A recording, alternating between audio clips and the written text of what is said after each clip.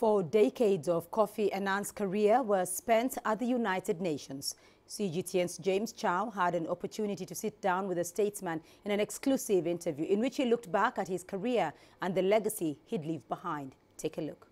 When we think of Copenhagen, Cancun, Doha and Durban, many people have come away very disappointed. What's going to be the game changer for Paris so that the world backs off from this tipping point that you're warning of? Certain governments, important governments, have come up with indications that they are going to work for an agreement, or they are going to do a lot in their own countries. China has come up, the United States has come up, India has, and I think these could be game changers. And in fact, we've always maintained that the big powers, particularly the developed countries, should take the lead. Talk more about game changers. You've always believed in the power and action of young people. You've always been disappointed by what you say has been their exclusion from discussion and decision making. But you're changing all that now. You're helping lead Call on COP, a movement created by One Young World. Mr. Annan, what do you want young people to call for today? I think the young people should make climate change their issue.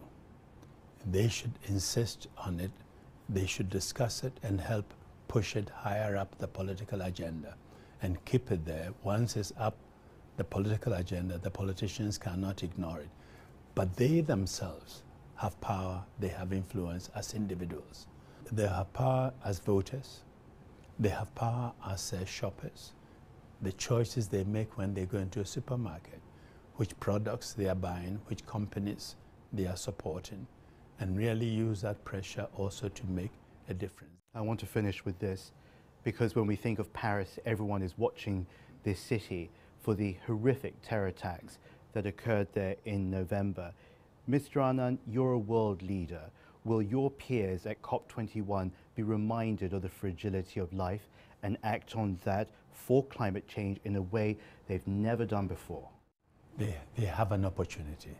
They have an opportunity, and they should seize the moment and show leadership and tell young and future generations that this is a group of leaders who did not miss the opportunity to help halt the damage that climate change is doing to our planet, and that they exercise leadership, they stuck their necks out, and they took the right decisions, and that we will walk away from Paris with an agreement that is fair, equitable, and hopefully binding. Kofi Annan, it's a great honor speaking with you.